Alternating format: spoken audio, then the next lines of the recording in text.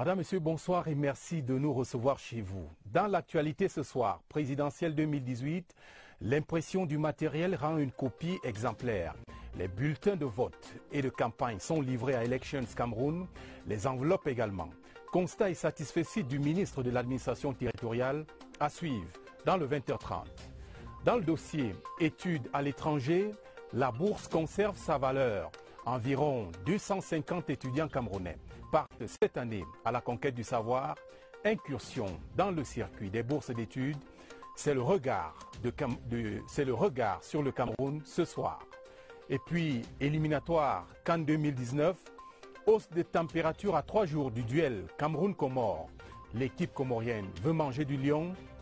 Ambition affichée hier à son arrivée à Moroni. Sidorf et ses poulains ne laissent pas impressionner, nous dira Serge Foisgué, en direct des Comores. Voilà pour les titres. Commençons par ces bonnes nouvelles sur les préparatifs de la présidentielle 2018, celle d'octobre prochain. Le matériel électoral est désormais disponible. Les enveloppes, bulletins de vote et bulletins de campagne commandés par Elections Cameroun ont été livrés dans les délais par l'imprimerie nationale et la SOPECAM. C'est le constat du ministre de l'administration territoriale Paul Atangandji lors d'une visite d'évaluation ce jour à Yaoundé. Séverin Legambélé. L'imprimerie nationale, l'une des unités choisies pour la production du matériel électoral, a, dans son cahier des charges, la livraison de 8 500 000 enveloppes. Selon les explications du directeur général Walter Komon, en 15 jours, les engagements pris ont été honorés. Dans les mêmes délais, à la Société de presse et d'édition du Cameroun, la mobilisation de 230 personnels, combinée à l'utilisation d'une technologie de pointe, a permis de produire 90 millions de bulletins de vote et des bulletins de campagne pour les 9 candidats. Dans le cadre de partenariat, elle est comme gouvernement, le MINAD est intéressé par, n'est-ce pas, l'organisation matérielle d'une élection. Donc il était question de venir voir comment évoluent, n'est-ce pas, les activités d'impression. Et j'étais impressionné de constater que pratiquement tout le matériel, les bulletins de vote ont été déjà emballés, prêts à être acheminés. Sur le chemin du scrutin présidentiel, la production du matériel électoral est un indicateur de l'état des préparatifs matériels du vote. Il revient maintenant à Elecam de couvrir l'acheminement des documents produits dans les différents points de vote répertoriés. J'ajoute à la suite de Séverin à Legambélé que la 7e concertation entre Elecam et les acteurs du processus électoral se tient demain au Palais des Congrès de Yaoundé à 9 h.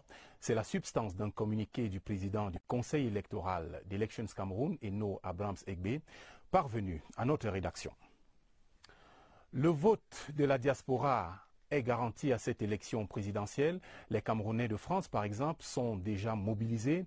Le RDPC poursuit la sensibilisation et le SDF, son candidat en tout cas, Joshua aussi, est en opération de charme.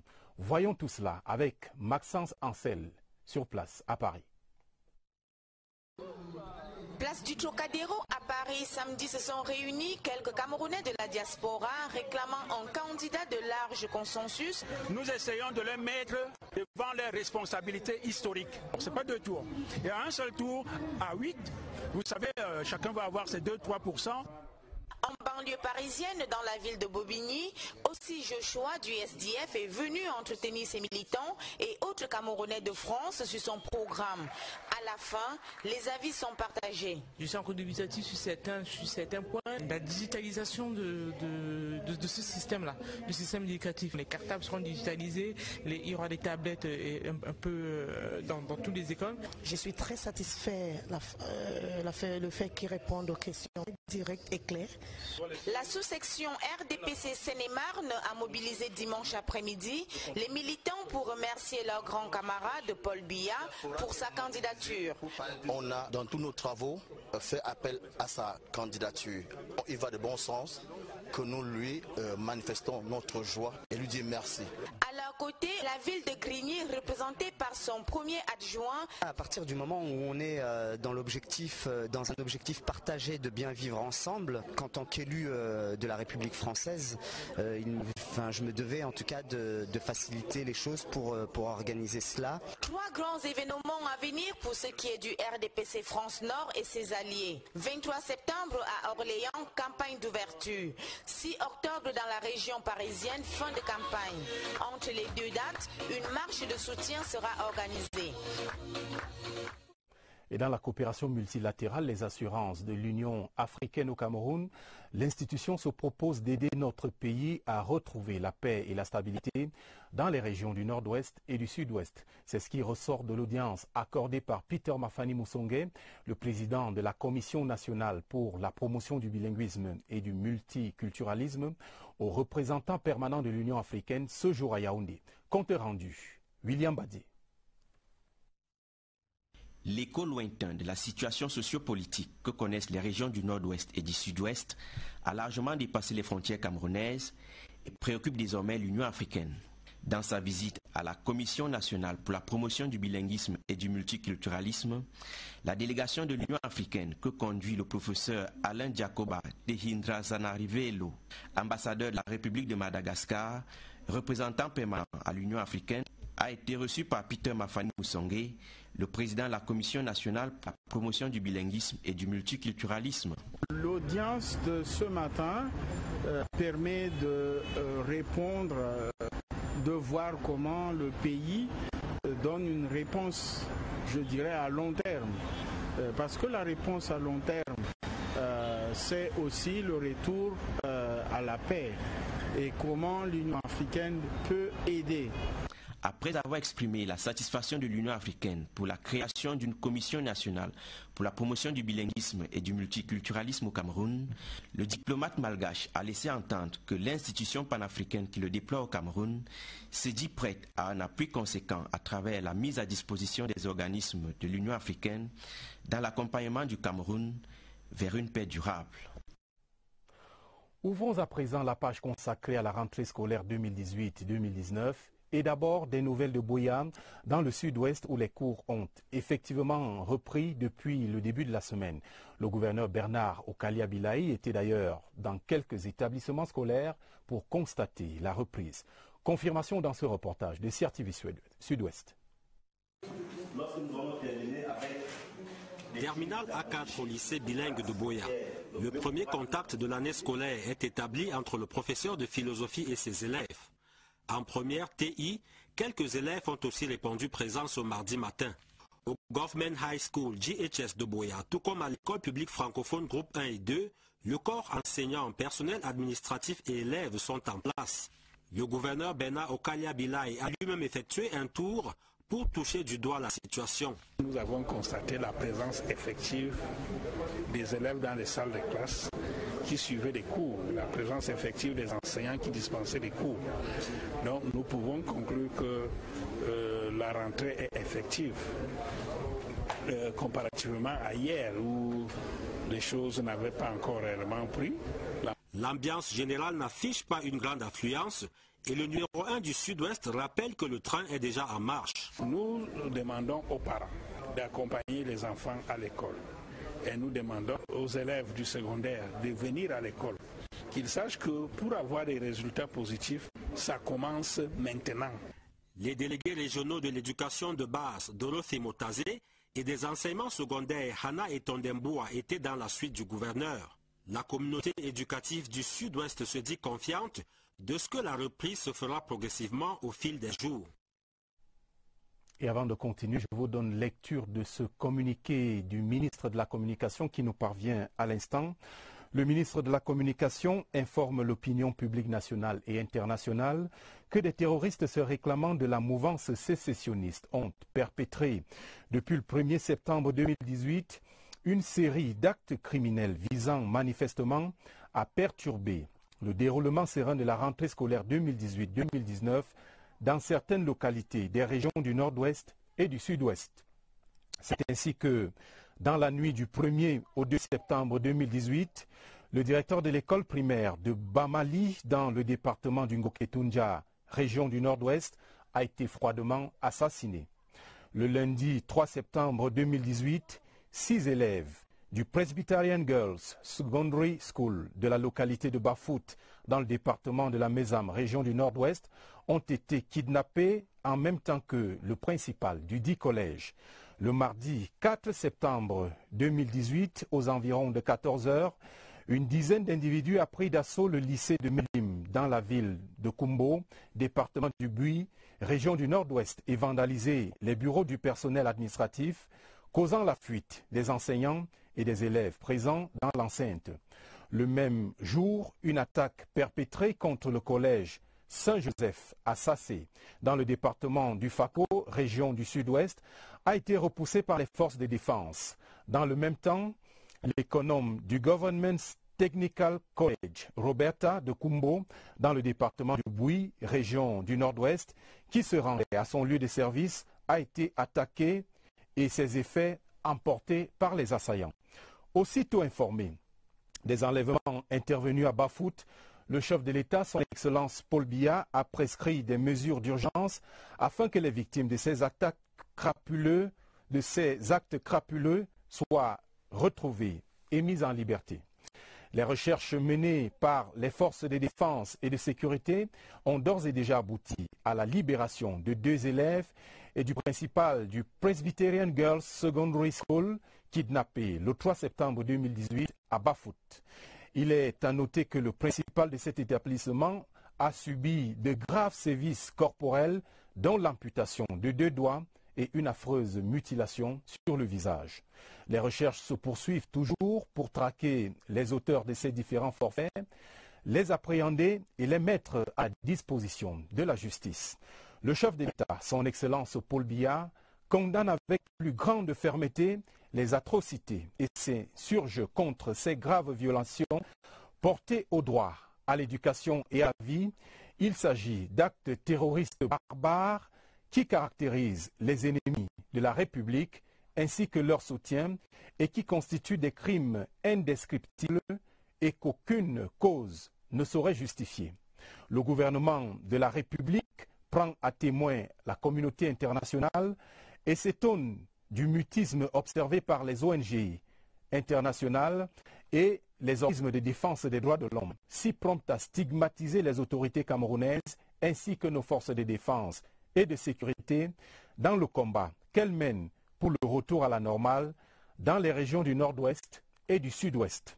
Le gouvernement de la République interpelle la classe politique nationale, les leaders d'opinion de tous bords, la société civile ainsi que les autorités religieuses et traditionnelles pour une condamnation sans détour et un engagement clair et ferme contre l'idéologie sécessionniste et le recours à la violence aveugle dirigée sur les populations innocentes et les forces de défense et de sécurité. Le président de la République réitère au gouvernement l'impérieuse nécessité de tout mettre en œuvre pour garantir le déroulement effectif du programme scolaire sur l'ensemble du territoire national. À cet égard, le chef de l'État, chef des armées, exhorte les forces de défense à poursuivre sans relâche et dans le cadre des lois et règlements de la République leur lutte contre les ennemis de la paix où qu'ils soient. Le chef de l'État exprime sa compassion émue aux populations du Nord-Ouest et du Sud-Ouest, victimes des exactions terroristes, et adresse ses sincères condoléances aux familles des victimes. Il souhaite un prompt rétablissement à ceux et celles ayant été victimes de sévices corporels et d'autres atteintes à leur intégrité physique, tout en les rassurant du soutien indéfectible de tout le peuple camerounais. Le chef de l'État rassure les populations du Nord-Ouest et du Sud-Ouest, victimes des exactions de ces bandes criminelles, du soutien inconditionnel de la nation tout entière. En outre, le chef de l'État saisit cette occasion pour féliciter les populations qui, dans un élan de solidarité et d'empathie, accueillent les élèves, étudiants et enseignants fuyant les violences dans les zones perturbées à la recherche d'un climat plus serein pour leur formation et l'exercice de leur métier. Les félicitations du chef de l'État vont également au comité de vigilance qui soutiennent de manière décisive les forces de défense et de sécurité dans le combat qu'elles mènent contre les hordes terroristes dans les régions du Nord-Ouest et du Sud-Ouest. Le président de la République, son Excellence Paul Biya, salue l'engagement du peuple camerounais à toujours œuvrer pour un Cameroun uni, démocratique et prospère, où règnent les valeurs de tolérance et du vivre ensemble. C'est un communiqué du ministre de la Communication Issa Tirouma Bakari. Le CERAC sensibilise les jeunes sur les dangers du sida et de la cyberpornographie. Message lancé cet après-midi à l'esplanade du stade Omnisport de Yaoundé à la clôture de l'opération Vacances sans sida initiée par Mme Chantal Biya, présidente fondatrice du CERAC et ambassadrice spéciale d'ONU-SIDA. Au nom de la première dame, la coordinatrice générale du CERAC, Linda Yang, a demandé aux jeunes d'être prudents et responsables. Richard Talatoudem. La pluie a failli gâter la fête, mais le sourire et le doux regard maternel de Mme Chantal Biya, présidente fondatrice du CERAC et initiatrice de Vacances sans sida, depuis 2003, ont galvanisé les jeunes venus nombreux à l'esplanade du stade Omnisport de Yaoundé s'informer sur le sida et la cyberpornographie. Après le rapport sexuel, vous tournez votre préservatif, ceci avec un mouchoir. Mercredi des jeunes avec le CERAC et la coordonnatrice générale Linda Yang dans l'esprit jeune. Elle rappelle l'objectif de la présidente fondatrice. Chers jeunes, vous savez la grande affection que vous porte votre maman Chantal Biya. Elle tient à votre information, votre instruction, votre formation et votre futur. Les experts et les pères éducateurs ont dit à la jeunesse tout ce qui peut arriver s'ils sont sexuellement irresponsables et qu'on ne risque rien quand on ne fait rien. L'engagement était celui des jeunes. Il faut laisser les mougous, les gares, les patères, les matères, les chillings pour éviter le ndem. Les parents n'y comprennent pas grand-chose, mais ils doivent développer le dialogue avec les enfants. Si nous n'armons pas nos enfants à la maison, ce sont les copines, ce sont les copains, c'est la télévision, c'est Internet qui va se charger de le faire à notre place. Le commissaire de police Vincent de Paul Meva demande aux jeunes d'éviter la dépendance aux réseaux sociaux pour ne pas tomber dans la cyberpornographie. Pour ne pas frustrer les jeunes, Linda Yang et les membres du CERAC ont vibré avec eux, avec la certitude que le message est passé. Avant d'avoir les rapports sexuels, il faut d'abord vous protéger. Le numéro de moustique charismatique qui faisait comprendre aux jeunes garçons qu'ils ne devaient pas accepter les propositions des vieilles mamans qui les proposaient de coucher avec eux à cause de l'argent. Et les jeunes filles aussi qui devaient se pratiquer l'abstinence. Et pour les adultes, avant tout rapport sexuel, il faut d'abord qu'ils se protègent. Le jeune doit s'abstenir, il ne doit pas vite se lancer dans le sexualisme. Vacances sans sida permettra alors aux jeunes de passer une année scolaire exemplaire, sans drogue, sans sida et sans violence. Des voix s'élèvent contre les exactions que vient de dénoncer le communiqué commis par le ministre de la Communication. La voix du RDPC se fait entendre au travers d'un communiqué de presse parvenu également à notre rédaction et dont je vous donne lecture intégrale. Le secrétaire général du comité central du Rassemblement démocratique du peuple camerounais, M. Jean Kouété, communique. Alors que sur l'ensemble du territoire national, la rentrée scolaire bat son plein et s'effectue dans de très bonnes conditions depuis le 3 septembre 2018, des groupes terroristes se réclamant d'un mouvement sécessionniste agissant en bande armée ont entrepris d'empêcher par tous les moyens la réouverture des écoles, des lycées et des collèges ainsi que la reprise normale des cours dans les régions du nord-ouest et du sud-ouest.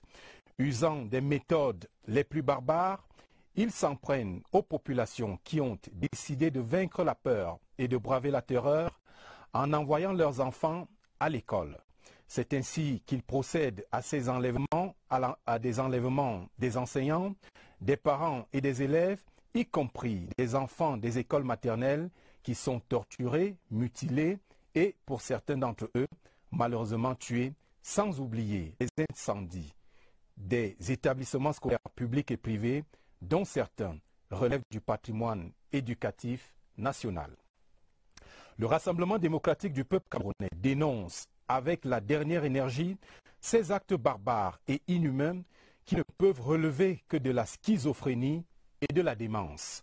En ces circonstances difficiles, douloureuses et éprouvantes, le secrétaire général du comité central du RDPC exprime la solidarité des militants et des militantes du RDPC, ainsi que celle de tous nos compatriotes, à nos sœurs et frères du Nord-Ouest et du Sud-Ouest, spécialement aux familles directement touchées par la folie meurtrière des terroristes, tout en appelant l'ensemble des acteurs politiques nationaux et les défenseurs des droits de l'homme à condamner fermement et sans équivoque ces actes barbares qui compromettent l'avenir de nos enfants. Le Rassemblement démocratique du peuple camerounais encourage les pouvoirs publics à renforcer les mesures d'ores et déjà prises en vue du retour à l'ordre scolaire normal dans les régions du Nord-Ouest et du Sud-Ouest. Enfin, le secrétaire général du comité central du RDPC salue les efforts remarquables du gouvernement et les mesures salutaires prises en vue de l'harmonisation des livres scolaires et qui se traduisent par l'allègement considérable et substantiel des dépenses de la rentrée scolaire dans toutes les familles. C'est un communiqué signé par le secrétaire à la communication, le professeur Jacques Famindongo.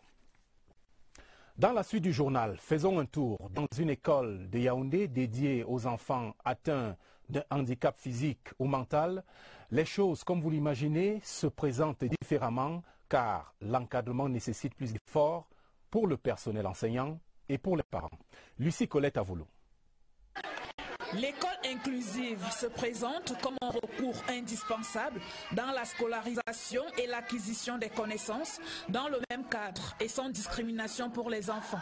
L'environnement sait s'adapter puisque nous faisons avec deux types d'enfants, c'est-à-dire les enfants en difficulté et les enfants normaux. Je prends par exemple Anne Coralie, elle a le problème du IMC, dont le raisonnement n'est pas la norme, infirme moteur cérébral. Alors, elle est partie de la maternelle et elle est maintenant au cours moyen d'eux. Elle évolue normalement, elle résout normalement. C'est vraiment merveilleux à ce niveau parce que les non-voyants sont accompagnés par des voyants. Si le maître a mis la leçon au tableau, le non-voyant ne peut pas aller au même rythme. Le voyant va lui donner un coup de main en lisant pour qu'il puisse se rattraper. L'éducation est un droit pour chaque enfant, mais parfois, la nature de la déficience ou son degré rend plus difficile sa scolarisation. L'année dernière, on avait presque 35 autistes. Mais cette année, nous sommes déjà à plus de 15. Les autistes ne peuvent pas être mélangés avec les enfants normaux parce qu'ils ne peuvent pas évoluer de la même manière et avoir un cursus normal d'éducation. Ce petit tour dans les écoles inclusives renvoie une photographie marquante.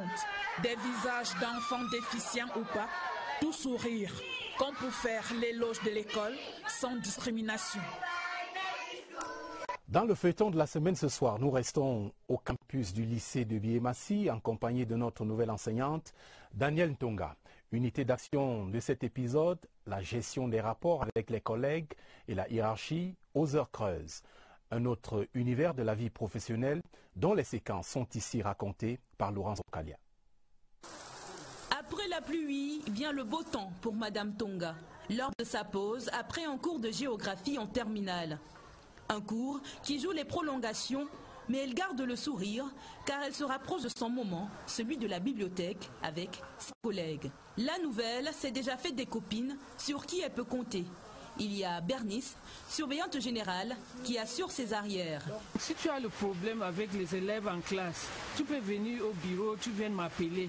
Pour les bons plans de cours, elle peut compter sur Laetitia. À chaque fois que vous avez des difficultés, vous venez ici, partout là, et les astuces avec les élèves, Alice en a tous les secrets. Il faut appeler les élèves par leur nom pour qu'ils sachent que tu les maîtrises.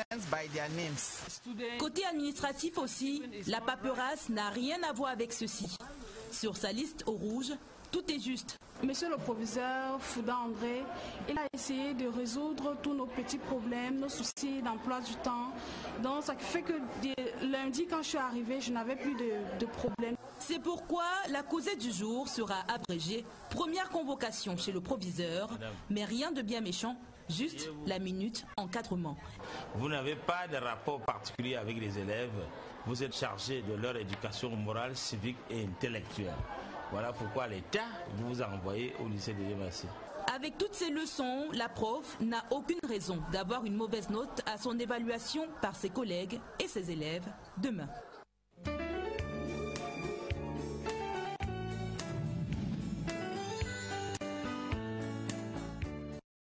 Fin de ce feuilleton demain. Environ 250 étudiants camerounais appelés à poursuivre leurs études hors des frontières nationales. C'est grâce à la politique des bourses d'études octroyées aux candidats les plus méritants. Pour l'essentiel fruit de la coopération avec certains pays amis, les bourses d'études sont au centre de beaucoup d'interrogations. Voici un état de la situation dans ce regard d'Oswald Modou. Il était une fois la bourse universitaire, un précieux sésame délivré par l'État aux étudiants camerounais méritants afin de leur permettre de poursuivre leurs études sous d'autres cieux. La notoriété de ce Graal avait atteint les campagnes même les plus éloignées, jusqu'en ce qu'en 1993, le Cameroun arrête l'attribution des bourses à ses étudiants.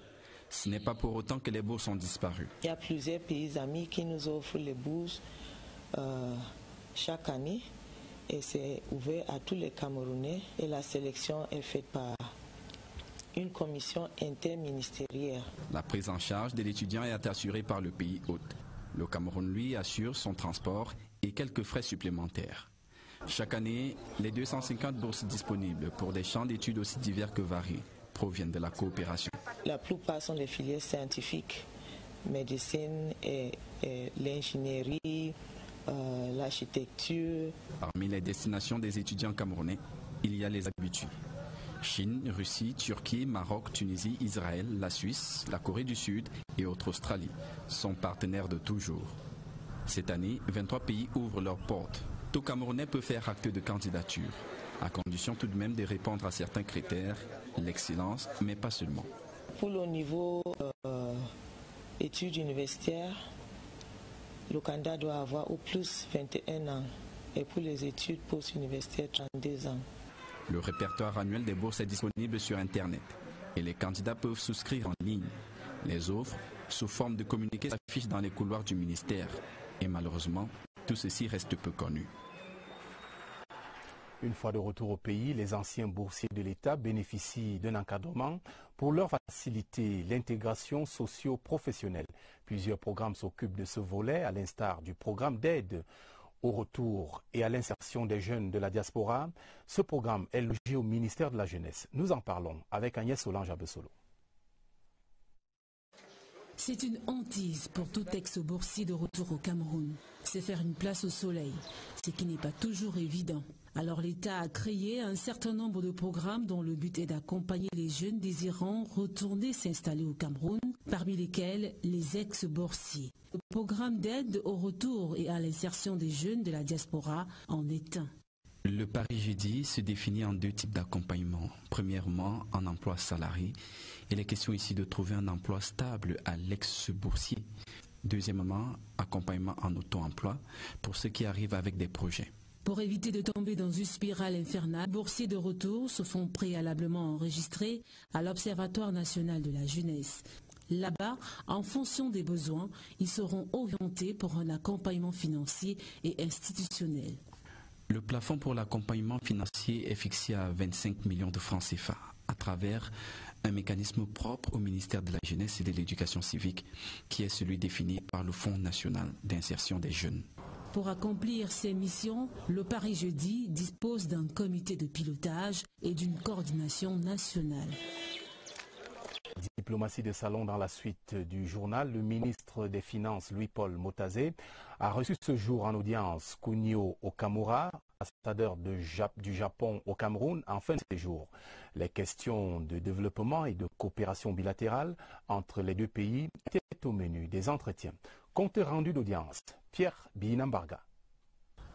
Une audience pour exalter la coopération entre le Cameroun et le Japon. Louis-Paul Motazé, ministre des Finances, reçoit Kunio Okamura, ambassadeur du Japon au Cameroun.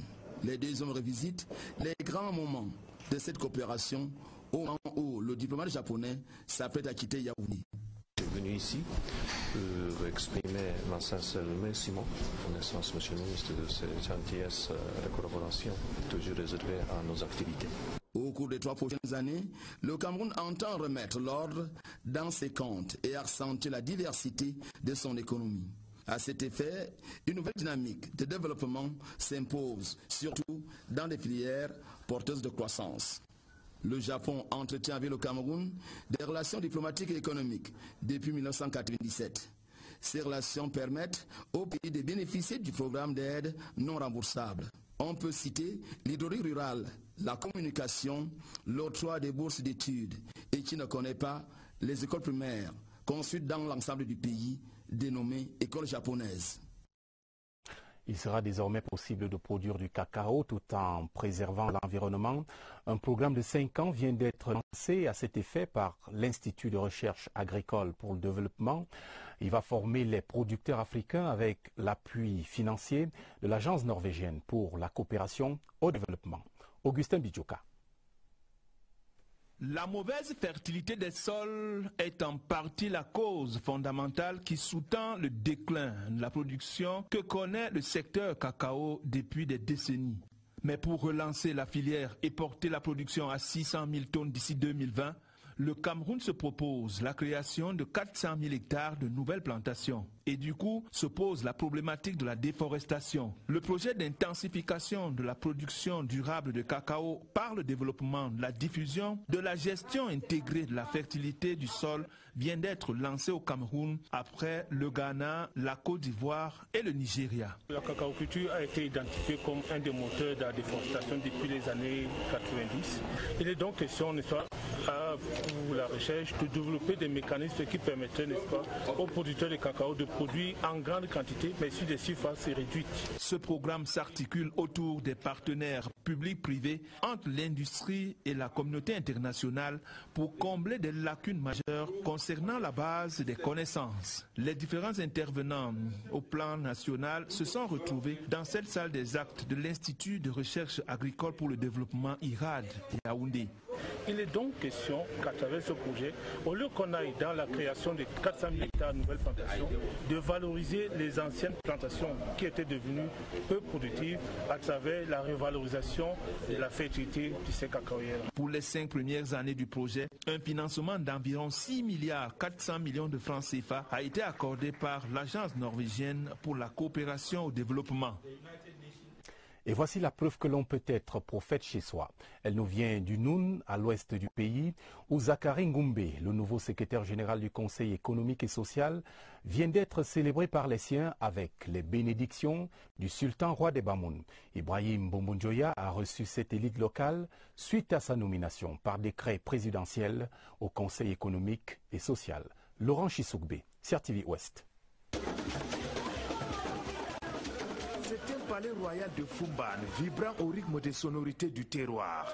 L'expression d'un geste de gratitude et de remerciement à l'endroit du chef de l'État pour la nomination en juillet dernier d'un fils du Noun, Zakari Ngoubé, au poste du secrétaire général du Conseil économique et social. Le 7 octobre 2018, nous serons reconnaissants dans les urnes. La cérémonie de présentation de Zakari Ngoubé au sultan roi de Bamoun a donné l'occasion à Ibrahim Bombonjoya d'exhorter l'heureux élu du jour à plus d'ardeur au travail et surtout écouter de façon permanente celui-là qui a bien voulu porter en lui toute sa confiance. C'était le sultan roi de Bamoun nous a donné comme conseil de travailler encore plus dur que par le passé pour mériter la confiance que le chef de l'État vient de placer en nous. Pour Ibrahim Bombonjoya, en maître de lieu, a tenu à souligner que la reconnaissance du Noun va se traduire par une victoire écrasante du RDPC au soir du 7 octobre prochain. Rien, mais alors personne ne pourra stopper cet élan. Les femmes camerounaises donnent quelques éléments de discours aux candidats à l'élection présidentielle du 7 octobre prochain. Elles souhaitent voir le problème des violences qui leur sont faites figurer dans le programme des campagnes. L'association de lutte contre les violences faites aux femmes a tenu une rencontre à cet effet à Yaoundé. Voyons cela avec notre reporter Christelle Fouda. L'association de lutte contre les violences faites aux femmes aux trousses des candidats à l'élection présidentielle. Telle la voix des sans-voix, un objectif en ligne de mire. Le message que nous portons, c'est que les violences faites aux femmes soient au centre des préoccupations de tous les candidats à l'élection présidentielle 2018. Ne plus seulement figurer au menu, mais s'asseoir à la table des discussions au même titre que les hommes, une volonté que partage la société civile. Les femmes discriminées et violées ne peuvent pas apporter à la société toute la mesure de ce qu'elles peuvent apporter lorsqu'elles sont traitées normalement comme des citoyens.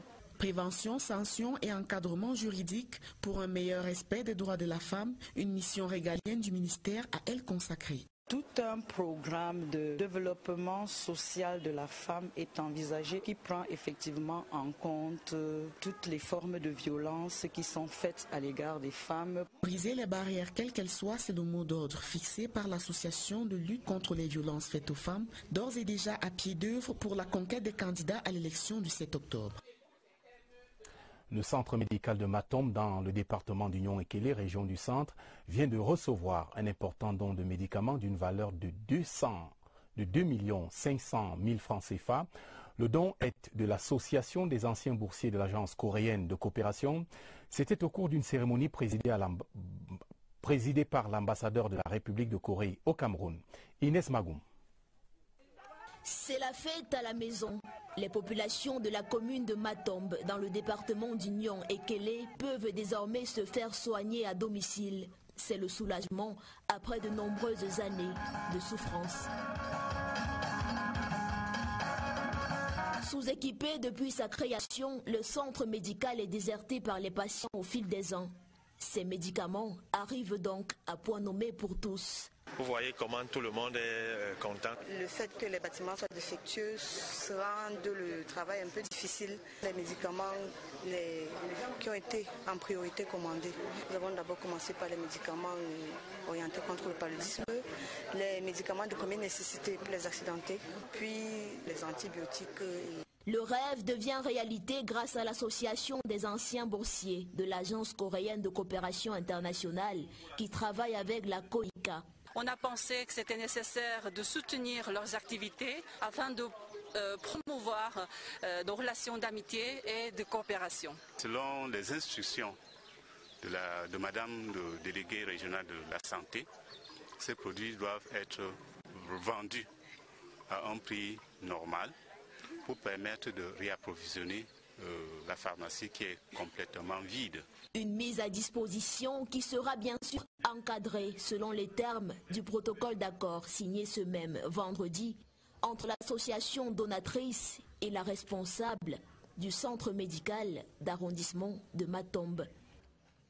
Le Roncam rend hommage à l'homme d'affaires Joseph Kadi de Fosso décédé à Johannesburg en Afrique du Sud. Une messe a été célébrée hier en son domicile du quartier Bastos à Yaoundé. C'était en présence des ressortissants du département d'origine du défunt et du gouverneur du centre, Nasseri Poulbeya. Le reportage de François Bakary de CRTV Centre. Le bâtisseur, l'homme de paix et de partage, s'en est allé à 95 ans. Sa messe d'hommage a drainé du beau monde en son domicile à Bastos. Du beau monde affligé pour célébrer un patriarche qui n'est pas mort selon les hommes de Dieu. Vous savez, le juste, c'est celui qui s'ajuste à la volonté de Dieu. Tout ce que Papa Joseph Kadi a été pour chacun de nous, dans tous les secteurs, même de la communication et au niveau du développement de notre continent, cet homme-là mérite beaucoup de respect. Les témoignages prononcés à l'occasion font de l'illustre disparu une montagne qui passe à la grande vie. Par conséquent, personne ne devrait être abattu. C'est un grand homme, c'est un monsieur qui a tout donné pour ce pays. Je pense que si on demande seulement les gens qui ont gagné les grands prix de sport, soit de Kadi Sport Academy. En ce qui concerne les activités commerciales, il a tout dans tous les secteurs. Pour prendre part à la célébration d'hommage, une forte élite du Roncam. C'est un plaisir pour moi d'organiser cette veillée pour célébrer ces grands hommes. Le peuple de Dieu a dans sa diversité parlé pour demander au Seigneur, le maître de toutes les vies, de donner une vie qui ne meurt plus à l'industriel Kadi pour son œuvre plurielle sur terre. Et nous voici en sport. Éliminatoire Cannes 2019. Comores-Cameroun, c'est le 8 septembre à Moroni, la capitale comorienne. Arrivée hier, l'équipe nationale des Comores a effectué 2 séances d'entraînement. Cette sélection rêve de créer la surprise en s'imposant face aux Lions indomptables. Voyons tout cela dans ce reportage de Serge Foisgué, envoyé spécial de la CRTV à Moroni. Une foule en liesse, une population fière de son 11 national. Le passé récent de Sélacante, qualifié pour la seconde journée des éliminatoires à la CAN 2019, suscite envie et espoir au sein de la population. Espoir de jouer dans la cour des grands, d'où cette grande mobilisation et le rêve des supporters est fort compréhensible. Le Comore va gagner 2-0. Pourquoi? Parce que nous avons de bons joueurs qui sont capables de le battre.